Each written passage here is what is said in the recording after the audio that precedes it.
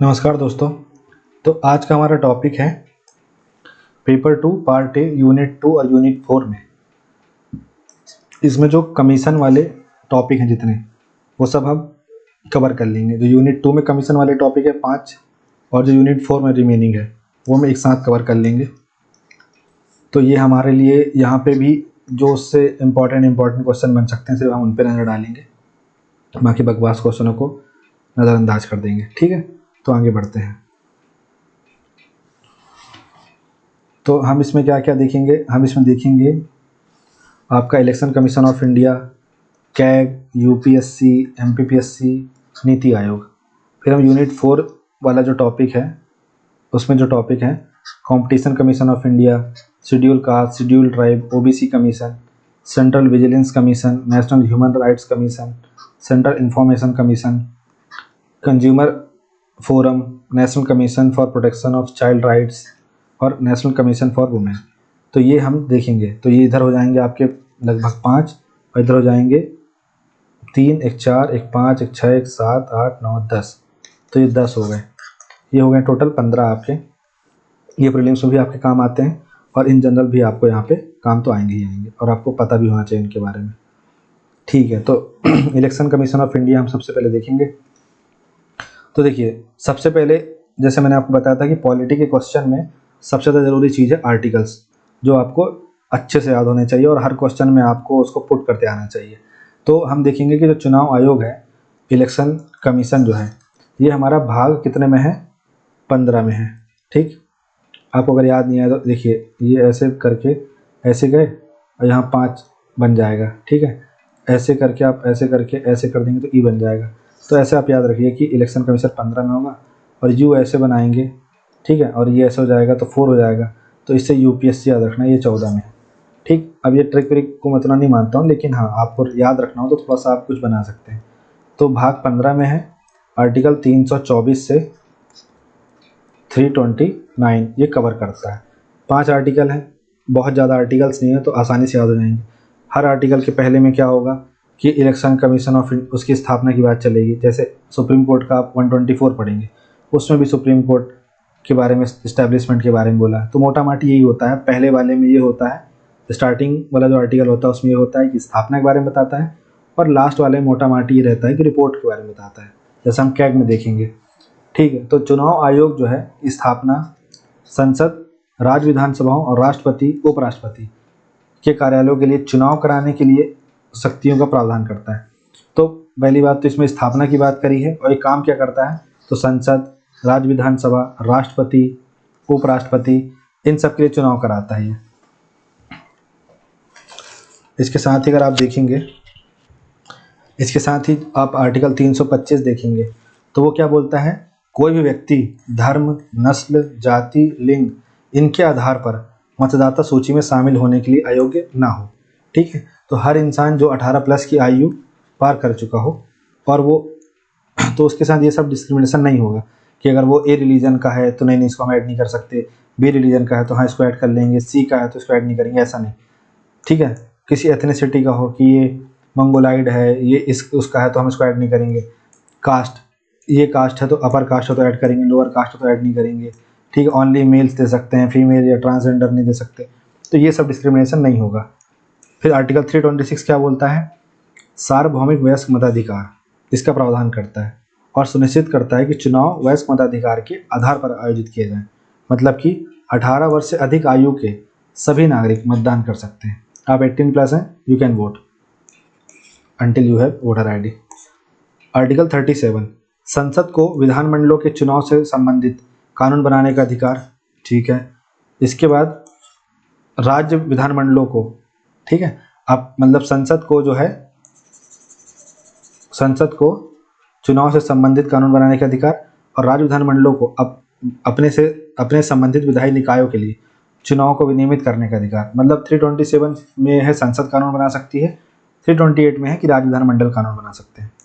फिर 329 ये बोलता है कि न्यायालयों को निर्वाचन क्षेत्रों के परिसीमन और चुनाव संबंधी मामलों से संबंधित कानून की वैधता पर सवाल उठाने से ये रोकता है। ठीक, तो ये तमाम चीज़ें हैं, एक प्रकार से जुडिशरी का सप्रेशन करता है इसमें, उसमें घुसने के लिए। तो ये 5 आर्टिकल हैं 6 आर्टिकल हैं जो आपको याद रखने हैं मरते दम तक, ठीक है।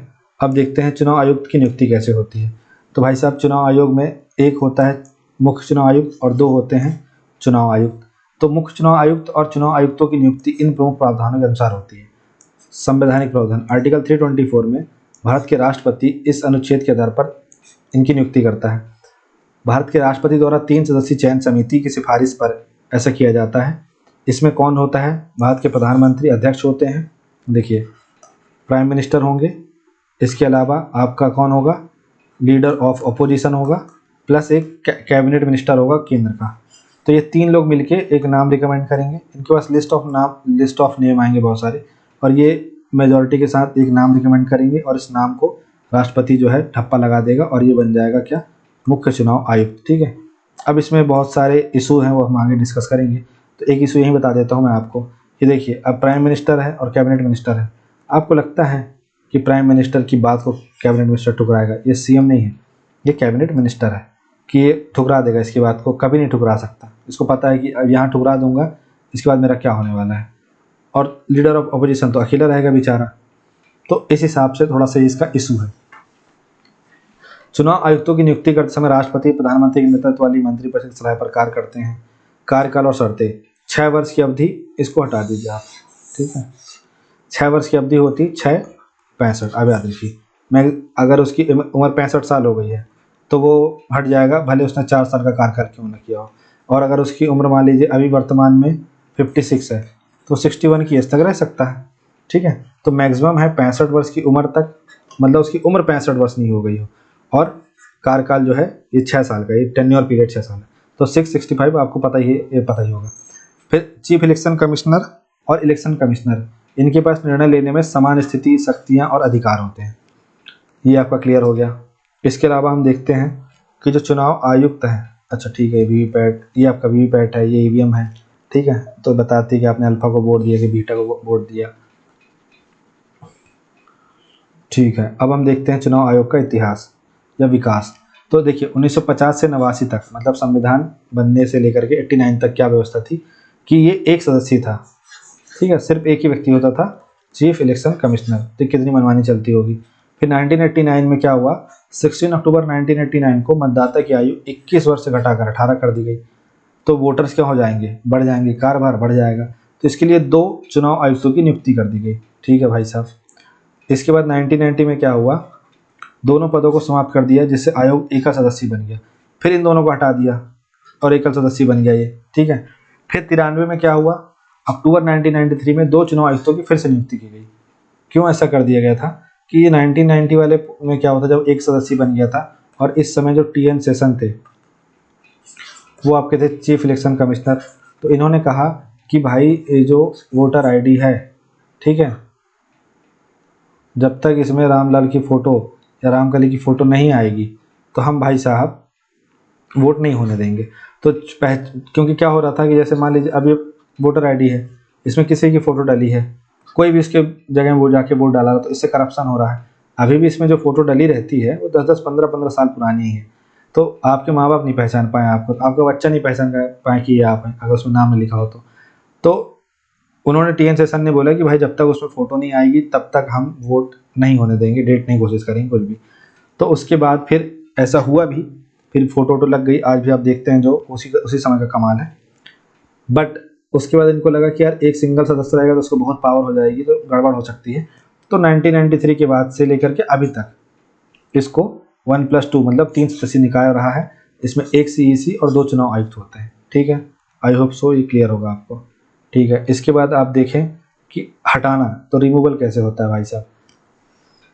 चीफ इलेक्शन कमीशन और इलेक्शन कमीशन को कैसे हटाते हैं, 324 आर्टिकल के तहत हटाते हैं। इसमें क्या होता है, जो चीफ इलेक्शन कमिश्नर होता है उसको सुप्रीम कोर्ट के न्यायाधीश के समान महाभियोग प्रक्रिया जैसी हो, एक महाभियोग समान प्रक्रिया होती है, उसके माध्यम से पद से हटाते हैं। तो जैसे सुप्रीम कोर्ट को जज को हटाते हैं, जैसे हाई कोर्ट के जज को हटाते हैं, जैसे कैग को हटाते हैं, तो इन तीनों को जैसे हटाते हैं ना, इसी प्रोसेस से किसको हटाते हैं, इलेक्शन कमिश्नर को हटाते हैं। जो आपका चीफ इलेक्शन कमिश्नर है वो कैसे हटता है, जैसे सुप्रीम कोर्ट का जज हटता है, जैसे हाई कोर्ट का जज हटता है, जैसे कैग हटता है, ठीक, क्या होता है इसमें हटाने के लिए क्या आवश्यकता होती है? संसद के दोनों सदनों, लोकसभा, राज्यसभा, इसमें कोई भी जगह बिल आ जाएगा, ठीक है। उसके बाद वो बिल आ जाने के बाद क्या होगा कि जैसे लोकसभा में आया, तो लोकसभा में आया तो लोकसभा में लाने के लिए 100 लोग चाहिए, ठीक है। ये 100 लोग लेकर के बिल लेकर के आ गए भाई साहब। अच्छा, ये 100 लोग बिल लेकर के आ गए, इसके बाद क्या हुआ, लोकसभा के सभापति ने स्वीकार कर लिया, ठीक है। और मान लीजिए लोकसभा में नहीं ला करके राज्यसभा में लाएगा, तो यहाँ 50 लोग लेके आएंगे। और मान लीजिए राज्यसभा के सभापति ने स्वीकार कर लिया, तो मान लेते हैं ऐसा कि लोकसभा में आया और लोकसभा के जो अध्यक्ष हैं ओम बिरला जी, उन्होंने एक्सेप्ट कर लिया, ठीक है भाई साहब। अब एक्सेप्ट कर लिया तो अब क्या होगा, 3 सदस्यीय समिति बनेगी, जिसमें सुप्रीम कोर्ट का जज होगा या सुप्रीम कोर्ट का चीफ जस्टिस हो सकता है, किसी हाई कोर्ट का चीफ जस्टिस होगा, और तीसरा एक न्यायविद होगा, ठीक है, मतलब या फिर सलाहकार होगा या ज्ञानचंद होगा, उसको शामिल करेंगे। इसके बाद वो अपनी रिपोर्ट देगा, फिर उसके बाद वो जब रिपोर्ट के अध्ययन होगा, उसमें पाया जाएगा कि दोषी है, तो फिर दोनों सदन में, लोकसभा में राज्यसभा में भी विशेष बहुमत उपस्थित और मतदान करने वाले सदस्यों का 2/3 इस बहुमत के आधार पर उसको हटाएंगे। हटाने के लिए आधार क्या चाहिए? केवल सिद्ध दुर्व्यवहार या अक्षमता के लिए सुप्रीम कोर्ट के न्यायाधीश के महाभियोग के समान प्रक्रिया के माध्यम से हटाया जा सकता है। इसी की सिफारिश पर राष्ट्रपति द्वारा चुनाव आयुक्तों को हटाया जाता है। और जो इलेक्शन कमिश्नर होते हैं, चुनाव आयुक्त बस होते हैं, इनको चीफ इलेक्शन कमिश्नर की सिफारिश द्वारा हटाते हैं।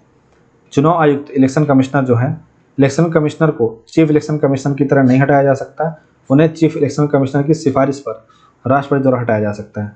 स्वतंत्रता के लिए संरक्षण, विशिष्ट प्रक्रिया चुनाव आयोग की स्वायत्तता सुनिश्चित करती है और इसे राजनीतिक प्रभाव से बचाती है। आगे हम स्वतंत्रता में देखेंगे इसको भी, ठीक है। और क्या है इसमें देखने के लिए? शक्तियाँ और कार्य, तो भाई ढेर सारे काम हैं। देखिए अभी 5-6 इधर हैं, है ना, और 5-6 इधर हैं, ठीक है। तो क्या शक्ति और कार्य हैं इनके भाई साहब, माफ़ कीजिएगा।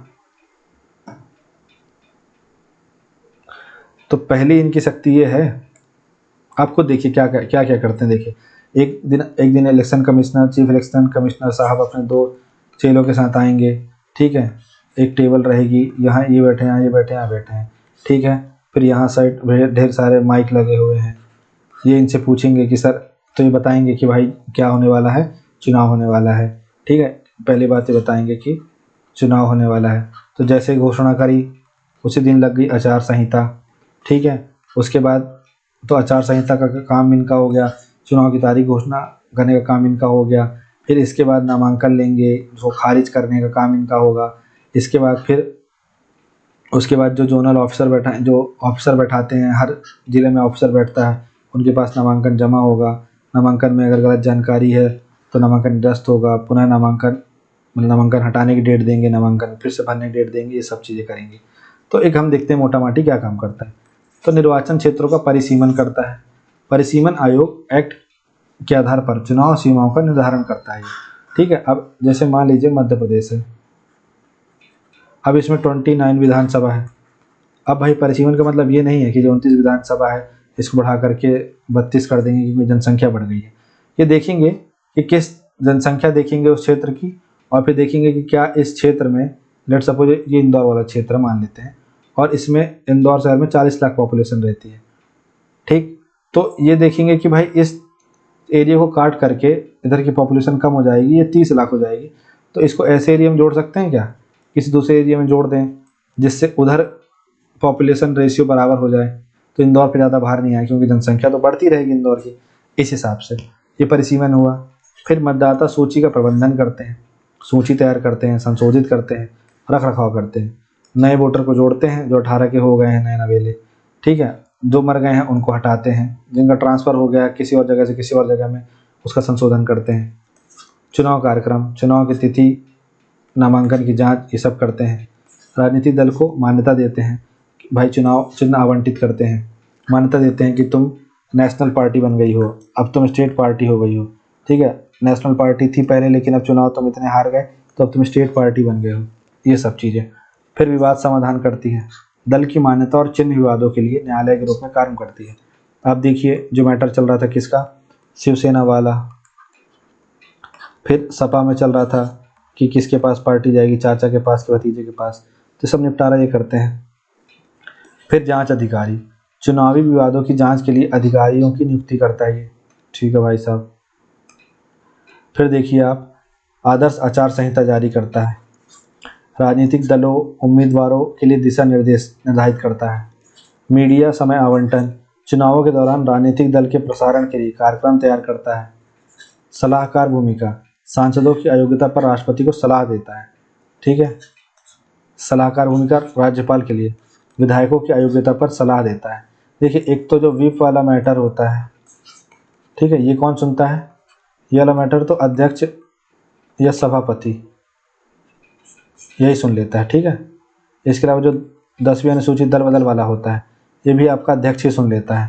ठीक है, इसके अन्यत्र जो मैटर होते हैं ना, कि जैसे गलत जानकारी दी, जैसे नरोत्तम मिश्रा साहब ने क्या किया था, गलत जानकारी दी थी, संपत्ति का गलत विवरण दिया था, तो उनका चुनाव रद्द हो गया था। ठीक है, अब तो बेचारे छोड़ो। मतदान रद्द करना, धांधली, हिंसा, बूथ कैप्चरिंग, अगर ऐसे मामले हो तो चुनाव रद्द करना। ठीक है, जैसे आप देखे होंगे गैंग्स ऑफ वासेपुर में, वो क्या करते हैं, इंक डाल के ही चले जाते हैं उसमें। ठीक है, जिस एरिया में उनको पता चलता है किस एरिया में हमारा बंदा वोट नहीं पा रहा है, तो उधर बैलेट पेपर वाले में ही पूरा स्याही डाल के चले गए। तो अगर ऐसा कहीं हो गया तो फिर चुनाव को कैंसिल कर देगा वो। कर्मचारी की आवश्यकता है, तो चुनाव कर्तव्यों के लिए राष्ट्रपति या राज्यपाल से कर्मचारियों के समर्थन का अनुरोध कर सकता है। चुनाव पर्यवेक्षण, देश भर में स्वतंत्र और निष्पक्ष चुनाव सुनिश्चित कराता है।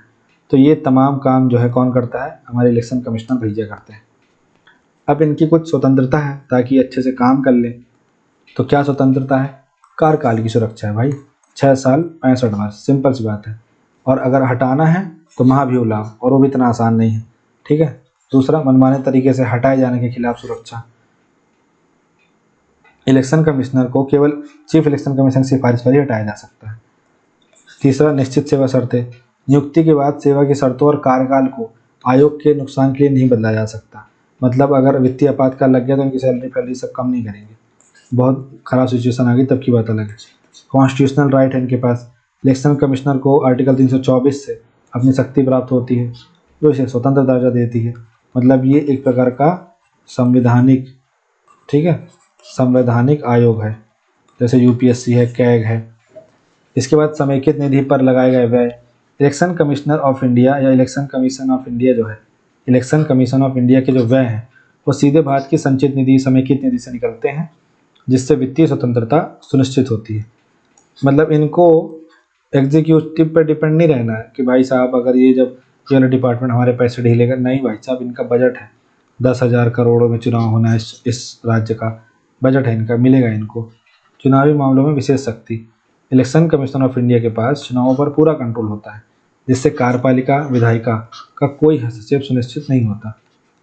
फिर न्यायिक सुरक्षा, इलेक्शन कमीशन ऑफ इंडिया के निर्णयों को केवल सुप्रीम कोर्ट में चुनौती दी जा सकती है, जिससे कानूनी सुरक्षा सुनिश्चित होती है। ठीक है, कुछ इशू हैं जो हमें देखना चाहिए। जैसे क्या इशू है? तो भाई साहब, पहला इशू है lack of independence in appointments. ठीक है, जो आपको मैंने अपॉइंटमेंट्स वाला बताया, PM, cabinet minister, leader of opposition. अब समझिए कितना बड़ा इसमें घोल है। एलिगेशन ऑफ बायस, मतलब ऐसा बोला जाता है कि जैसे सत्ताधारी दल जो है, सत्ताधारी जो दल है उसके प्रति वो बायस रहती है। कैसे बायस रहती है? कि लेट सपोज भारत में चुनाव होना है, ठीक है, अब क्या होता है कि इसको बहुत चरणों में विभाजित कर देगा ये, ठीक है, और ये इस तरीके से विभाजित कर दिया जाएगा ऐसे चरणों में कि जिन जगहों पे उसको लग रहा है, मतलब ऐसा मैं बोल रहा हूँ, ऐसा होता है नहीं होता ये अपनी जगह है, या ऐसा होने के पीछे यही रीज़न है, ये अपनी वजह है, लेकिन ऐसा जो हुआ है अब उसके पीछे इंटेंशन जो हो मैं नहीं जानता, लेकिन जो हुआ वो मैं आपको बता रहा हूँ, मैं एलिगेशन ही नहीं लगा रहा हूँ, ठीक है ना, अपन कोई अथॉरिटी नहीं है। तो लेट सपोज पंजाब में चुनाव होने हैं। अब जो सत्ताधारी दल है, उस सत्ताधारी दल की पंजाब में क्या है, स्थिति वीक है, और जो ये 7वें चरण में चुनाव होना है और 6वें चरण का चुनाव यहाँ हो रहा है, और इसके बाद 7वें चरण का चुनाव यहाँ होगा, इस एरिया में होगा, और इन दोनों के बीच में कितने का गैप है, मान लो 10 दिन का गैप है। तो उस सत्ताधारी दल को अपने यहाँ इस्टेब्लिशमेंट बनाने में, अपना चुनाव प्रचार और एक्सपांड करने में बहुत टाइम मिल जाएगा। इस टाइप से एलिगेशन लगते हैं। फिर weak enforcement of model code of conduct. अब भाई मॉडल कोड ऑफ कंडक्ट में बहुत सारी चीज़ें होती हैं कि जिस दिन से उसने घोषणा कर दी, चुनाव तारीख घोषित कर दी, उस दिन से कोड ऑफ कंडक्ट लग गया, पर स्कीम्स लॉन्च होती रहती हैं तो कुछ नहीं बोलता इलेक्शन कमिश्नर। दूसरा और क्या होता रहता है, दूसरा और ये होता रहता है कि हेट स्पीच, रिलीजियस स्पीच, ये सब चीज़ें चलती रहती हैं, इनको नहीं रोकता है election commissioner. Lack of transparency in decision making, बिल्कुल। Limited powers over political parties, political parties जो हैं उनके ऊपर बहुत लिमिटेड पावर है। Controlling money and muscle power, challenges इसके सामने कि ये मनी और जो मसल पावर है इसको नहीं कंट्रोल कर पाती। कि जैसे आप समझिए ना कि 1 लाख करोड़ रुपए का खर्चा किया इलेक्शन कमिश्नर ऑफ इंडिया ने प्रदेश में चुनाव कराने में, लेकिन 5 लाख करोड़ खर्च कर दिए पार्टी ने ही। हाइपोथेसिस है ये, ऐसा नहीं कितना ही खर्च हो रहा है। इसके बाद अब देखेंगे कि इनएडिक्वेट use of technology and reforms, ठीक है। फिर डिलेज इन इलेक्टोरल रिफॉर्म्स, इतने सारी कमेटी बनी, दिनेश गोस्वामी कमेटी बनी, फिर उसके बाद आपका सेकेंड ARC ने, पुंछी कमीशन ने, इतनी सारी चीज़ें थी पर कुछ सुनवाई नहीं करती है। ओवर बर्डन विथ रिस्पॉन्सिबिलिटीज़, और रिस्पॉन्सिबिलिटी, और 3 लोगों का कमीशन है और इतनी बड़ी इनके पास टीम ही नहीं है, और ओवर बर्डन है रिस्पॉन्सिबिलिटी से। आपने काम देखे ना कितने सारे उनके पास काम करने को। तो ये सब तमाम चीज़ें हमने समझी इलेक्शन कमीशन ऑफ इंडिया के बारे में। तो ऐसे ही हम आगे UPSC के बारे में देखेंगे और इसी ट्रैक पे हम इसको चलने देंगे। तो thank you so much for watching this video. Have a nice day.